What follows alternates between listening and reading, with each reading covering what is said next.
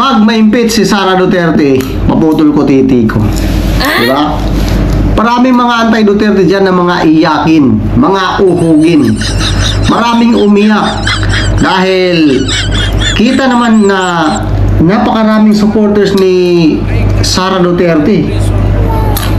Yung Team Duterte, napakarami talaga supporters, lalo na dun sa rally, yung mga bagong pinalabas ngayon na rally ni Kibuloy, rally ni Vic Rodriguez, at lalong-lalo na yung rally ni ni Randy, sino pa yun? Dante Marcoleta.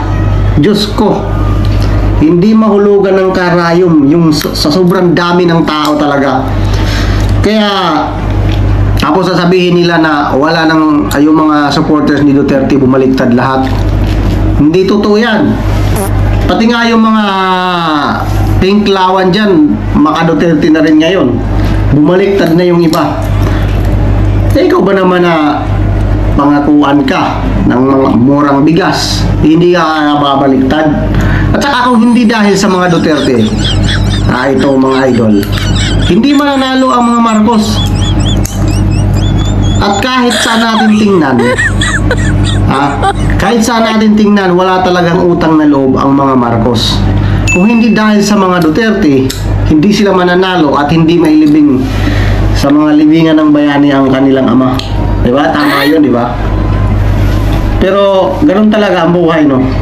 Kung sino pa yung tinuturing mong kaibigan, siya pa yung tutuklaw sa'yo. Kaya lesson learned yan sa mga Duterte ngayon, no? Di ba year of the snake na yun?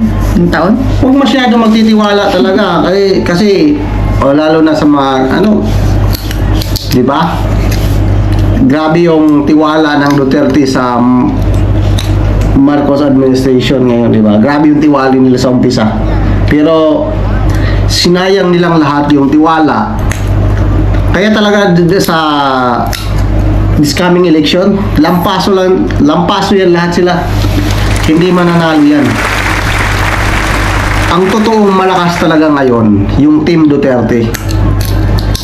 Alam ko maraming mga iyakin at uhugin dyan na mga anti-Duterte.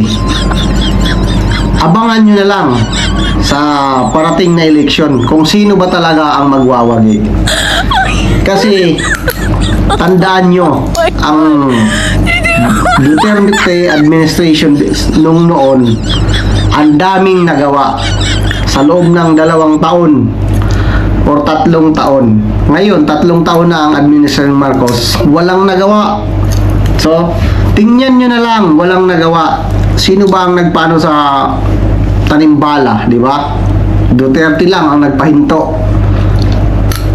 Mga build program ngayon, di ba? Yung Dolomite Beach, yung sa Manila Beach, di ba?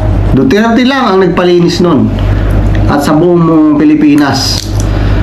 Kaya talagang kung sino talaga ang totoong may malasakit sa bansang Pilipinas, walang iba yun kung hindi mga Duterte. Wala nang iba. Kasi yung mga nakaupo ngayon sa Senado, halos lahat dyan mga korap, walang nagawa kung hindi mangulimbat ng pera ng taong bayan. Wala silang ginawa. Puro sila dyan, ngawa sa Senado. Pero napabayaan, hindi nila alam, napabayaan na pala nila ang Pilipinas. So talagang both wise mga idol, huwag niyong kalimutan na kung sino yung may mga nagawa talaga na totoo. Walang iba yun, di ba? Sa yung nakaraang administrasyon, walang iba. Kung ikumpara nyo ngayon, Duterte administration lang pala talaga. Wala nang iba.